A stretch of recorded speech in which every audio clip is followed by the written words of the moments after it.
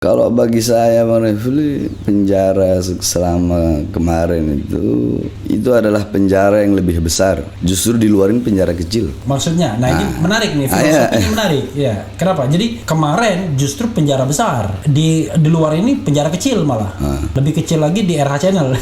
Oke, silakan. Menarik ini, silakan. Bang Refli katanya, kenapa kok Habib bilang di luar itu penjara kecil, di dalam penjara besar? Ya, itulah poinnya. Walaupun rasanya saya pernah mendengar itu dari Habib sendiri. Karena kalau di luar itu kita dibebankan, bukan terbebani ya, tetapi dibebankan dengan kita berdakwah, kita urus santri, urusan keluarga, anak, istri, urusan umat, kita berdakwah sana kemari keliling, sehingga waktu dengan Allah itu sedikit. Bukan berarti ya kita tetap melaksanakan kewajiban, tapi kita memiliki waktu sedikit untuk bermesraan dengan Allah. Nah, dalam penjara kita tidak dibebankan dengan urusan apapun. Justru dengan di penjara kemarin itu waktu kita lebih banyak bermesraan dengan Allah Subhanahu wa taala. Lebih banyak kita beristirahat. Ya, jadi tetap bersyukur kepada Allah Subhanahu wa taala. Alhamdulillah, contoh selama di Polda Jabar, saya masuk ke Islam itu ada 8 orang. 8 orang tahanan ya? 8 orang tahanan. Terus di Lapas Cibinong ada 4. Terus di Lapas Cibinong itu ada napiter 3 yang saya kembalikan ke NKRI. Napiter itu napi teroris. Napi teroris. Kemudian di Lapas Nusa Kambangan 1 masuk Islam. Padahal Habib berapa hari itu di sana? Cuma Nusa Kambangan 2 bulan. Oh, 2 bulan. 2 bulan. Terus di Gunung Sindur ada beberapa juga masuk Islam. Tapi kebanyakan warga asing, luar negeri. Oh, di Gunung Sindur? Di Gunung Sindur ada yang masuk Islam. Berapa orang? Ada Satu, 2 lah. Warga asingnya? Warga asing. Yang non asing? Yang non asing Gunung Sindur nggak ada. Nggak ada. Ya, ini 212 itu adalah salah satu sejarah yang dimana di situ berkumpul bahkan bukan hanya umat Islam saja, seluruh agama, seluruh suku, semuanya berkumpul di situ. Bahkan dari Islam pun yang berbeda mazhabnya pun berkumpul di situ. Ya, ini itu suatu momen yang begitu luar biasa yang merupakan bagian daripada negara kesatuan Republik Indonesia yang kita cintai. Sehingga momen-momen seperti itu ya kita kenang. Makanya saya serukan khususnya umat Islam dan saudara-saudara kita dari agama-agama yang lain ya untuk memperkuat ukhuwah kita. Sebagaimana yang sering saya bilang, kita yang muslim disatukan dengan agama, adapun yang Nasrani, yang Buddha, yang Hindu, walaupun kita bukan satu agama, kita disatukan dengan satu kedaulatan, satu kesatuan, satu bangsa, satu negara, satu bendera, satu tanah air.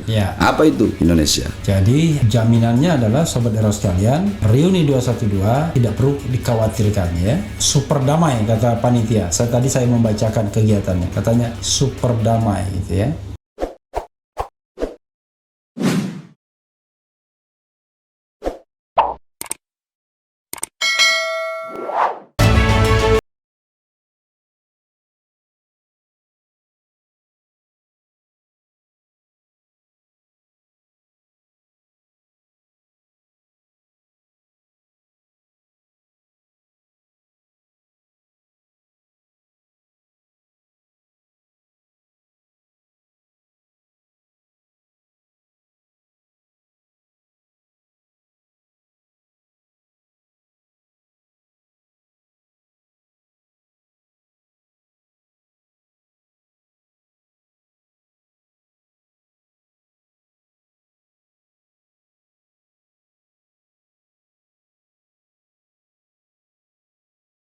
Saya agak bingung juga mau nanya ya, tetapi apa perasaan Habib Bahar setelah bebas, setelah lepas ya dari katakanlah lembaga pemasyarakatan? Ya, alhamdulillah, bersyukur kepada Allah. Kalau saya orangnya dalam keadaan apapun, situasi apapun, selalu bersyukur kepada Allah. Karena bersyukur kepada Allah itu bukan hanya di waktu senang saja, bukan hanya ketika diberi nikmat saja. Bahkan dalam keadaan apapun, diberi apapun, tetap kita harus bersyukur kepada Allah. Bahkan sampai ulama berkata kita harus bersyukur karena menjadi orang yang bersyukur kepada Allah.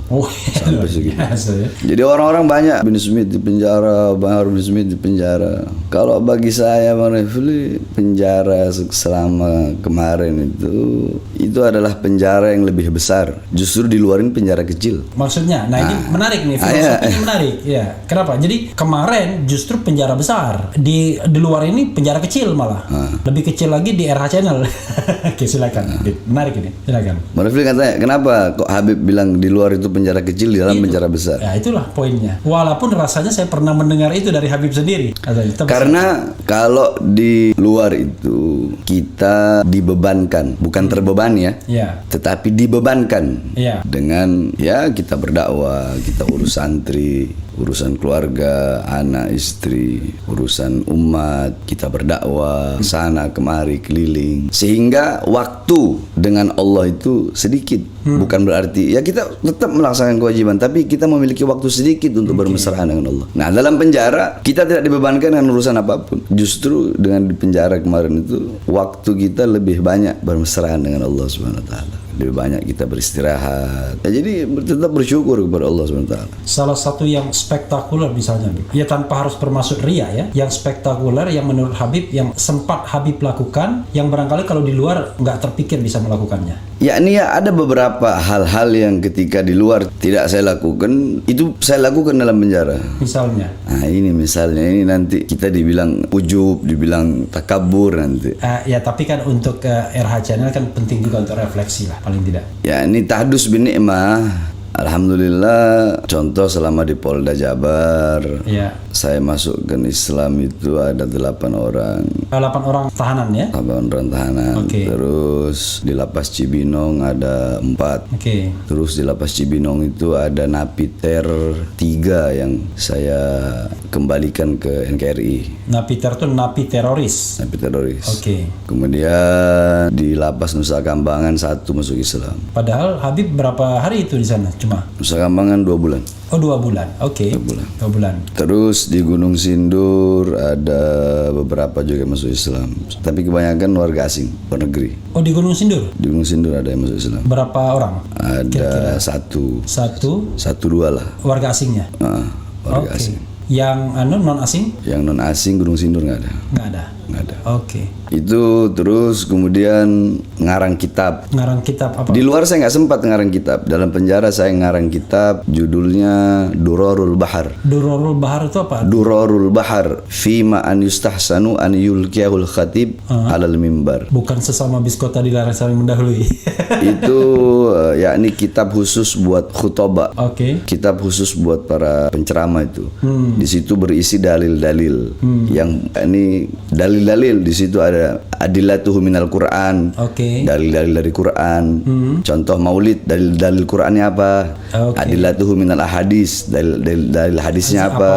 Aqwalul ulama, perkataan ulama, pendapat ulama tentang maulid itu apa? Nah, di situ ada bab maulid, ada bab tahlil, ada bab haul, yakni acara-acara yang pada umum. Berapa topik kira-kira yang sempat dibuat? Kalau Durarul Bahar itu panjang, karena di situ saya bahas lengkap sampai syair-syair yang berkaitan, sejarah yang berkaitan dengan bab tersebut. Satu bab itu bisa ada berapa? 30 lembar. Misalnya tematiknya ini tematik tentang maulid, kemudian tentang tahlil, tentang macam-macam itu. Itu berapa topik? Idul Adha juga mungkin, Idul Fitri juga enggak. Umum, para penceramah yang sering hadir di acara seperti khitanan, walimatul urus, acara nikahan. Di situ saya taruh dalil-dalilnya. Apa yang harus dibahas ketika acara khitan? Contoh acara khitan. Hadisnya ikhtatan Ibrahimah, wa huwa ibnu thamanina sanatan fakhtatan bil gudum. Nah, contohnya gitu. Yang pertama kali dikhitan itu Nabi Ibrahim.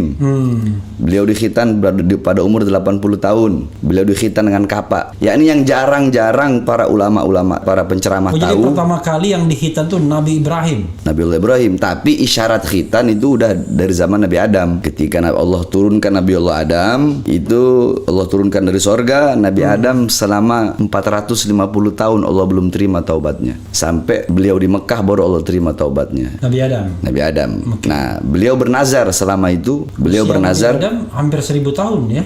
Beliau bernazar kalau Allah terima taubatnya, beliau akan mengorbankan sebagian anggota tubuhnya untuk Allah. Nah, ketika Allah terima, Allah bilang, bayar kau punya nazar, yaitu potong kau punya kulfah. Kulfah itu ujung daripada kemaluan laki-laki. Iya. Jadi isyarat khitan itu udah ada di zaman Nabi Adam, tapi yang pertama di khitan Nabi Allah Ibrahim. Itu hadis. Terus banyak lagi tentang ya ini ya yang jarang diketahui oleh para, sebab banyak juga kan ya ini ya istilah sekata kalau saya bilang ustadz instan lah, ustadz Indomie digodok 15 menit jadi, sehingga ya banyak yang bikin sesat gitu ya. Ya ini memberi, tidak ada marojinya, tidak ada sandarannya kepada kitab apa, sandaran itu kitab apa gitu.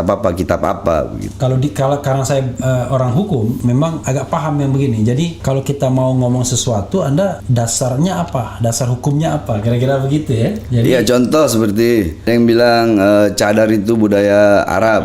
Saya bantah, bukan budaya Arab, kata saya budaya Arab. Kitabnya apa? Ada di kitab An-Nida li Jinsil Latif, itu maroji'nya. Sandarannya ada di kitab An-Nida li Jinsil Latif. Karena dalam kitab tersebut dikatakan wanita Arab itu sebelum ada Rasulullah SAW, ada Nabi Muhammad, mereka suka tabarruj, suka dandan, suka berdandan, bahkan madah idza mudiha, ketika mereka dipuji dengan kecantikan mereka akan memberikan uang kepada orang yang memuji itu. Jadi tidak ada cadar itu kecuali syariat daripada baginda Nabi besar Muhammad. Jadi cadar itu bukan budaya Arab. Kalau mau bilang cadar budaya, berarti makan tangan kanan budaya Arab dong. Iya, Nabi Muhammad SAW sebelum beliau jadi Nabi, orang Arab udah makan pakai tangan kanan. Logikanya kan begitu. Oke. Jadi ada maroji'nya. Habib kapan menjenguk Habib Rizik katanya di Bareskrim Mabes? Ini ada pertanyaan itu, Bib. Kemarin sempat mau besuk beliau, cuma nggak jadi. Insya Allah secepatnya bakal besuk beliau. Ada yang memang mengucapkan salam dari Lampung, Bung RH, tolong sampaikan salam hormat saya dari Lampung buat Habib Bahar. Habib Bahar love tanda love. Oh ya, salam buat jamaah Lampung. Nah ini semoga kita semua tetap dalam lindungan Allah Subhanahu Wa Taala. Ini bukan pertanyaan ya. Tanyakan tanggapan beliau tentang Habib Kribu, nggak paham saya ini. Habib Kribu itu siapa? Nggak tahu ya? Nggak tahu. Nggak ngerti Habib Kribu. Kemudian rata-rata bertanya. Ada juga yang bertanya reuni 212 hadir apa enggak, Bib? Tadi wallahu alam ya, tadi jawabannya. Oke, kemudian. Tapi saya menyerukan untuk hadir. Oke, menyerukan untuk hadir ya. Menyerukan untuk hadir. Silakan, Bib. Mungkin kalau Habib mau menyerukan untuk hadir ke sobat RH sekalian. Ya ini 212 itu adalah salah satu sejarah yang dimana di situ berkumpul, bahkan bukan hanya umat Islam saja, seluruh agama, seluruh suku, semuanya berkumpul di situ. Bahkan dari Islam pun yang berbeda mazhabnya pun berkumpul di situ. Ya ini itu suatu momen yang begitu luar biasa, yang merupakan bagian daripada negara kesatuan Republik Indonesia yang kita cintai. Sehingga momen-momen seperti itu ya kita kenang. Makanya saya serukan khususnya umat Islam dan saudara-saudara kita dari agama-agama yang lain ya, untuk memperkuat ukhuwah kita. Sebagaimana yang sering saya bilang, kita yang Muslim disatukan dengan agama, adapun yang Nasrani, yang Buddha, yang Hindu, walaupun kita bukan satu agama, kita disatukan dengan satu kedaulatan, satu kesatuan, satu bangsa, satu negara, satu bendera, satu tanah air. Apa itu? Indonesia. Jadi jaminannya adalah sobat era sekalian, reuni 212 tidak perlu dikhawatirkan ya. Super damai kata panitia. Tadi saya membacakan kegiatannya, katanya super damai gitu ya.